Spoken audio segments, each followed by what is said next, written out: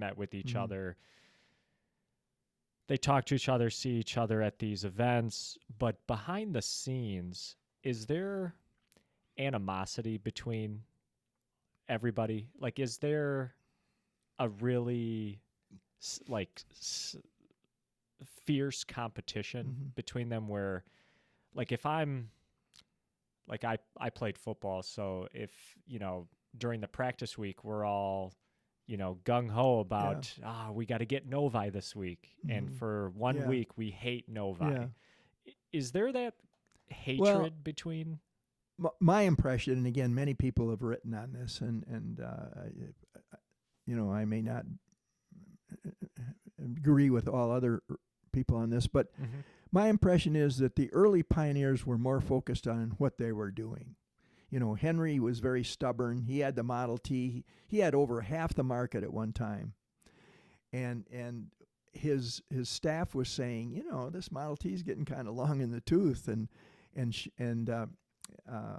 when Chevrolet was formed, it competed with the Model T, and it had a lot more features and a lot better design to some people, and they kept saying, we got to change our model. These are the internal people, and Henry resisted. So that stubbornness cost him the lead. He was in the lead, and General Motors jumped ahead. So, but I think they were more focused on what they were doing.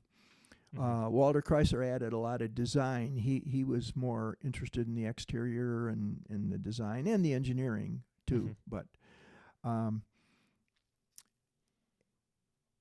and Durant was just kind of interested in pulling together all of these companies and making the thing grow as big as he could. So I think the competition you're talking about happened after the period of my book, I think, and that was when Henry Ford II, Hank the Deuce, took over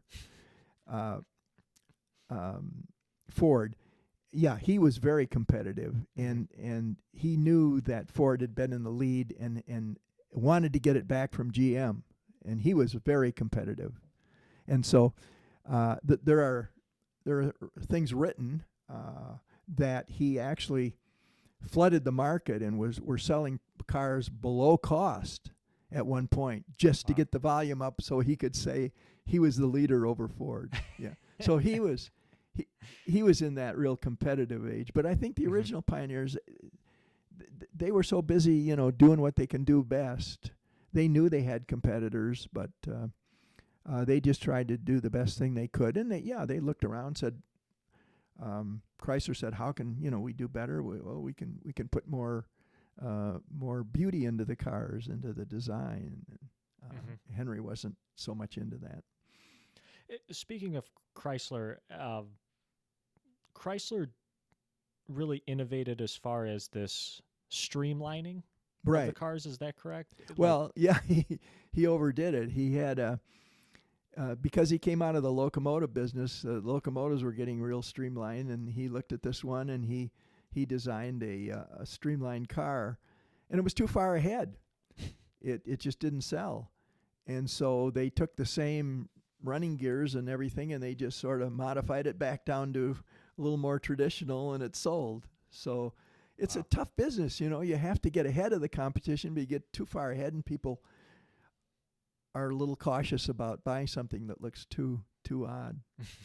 I kind of liken it. It flashed into my head like if you've seen pictures of the Tesla pickup truck. It's very, very different. And I'm sure there are some people that say, "Great, I want to be a pioneer," but a lot of owners are saying, "I don't know if I want to buy that. It's too odd looking." Yeah. Now, who knows? 20 years from now, people may look back and say, "Hey, they all look that way. Tesla was ahead," or it may end up being a dinosaur. We don't know that. Yeah, that's a good comparison. And I actually I want to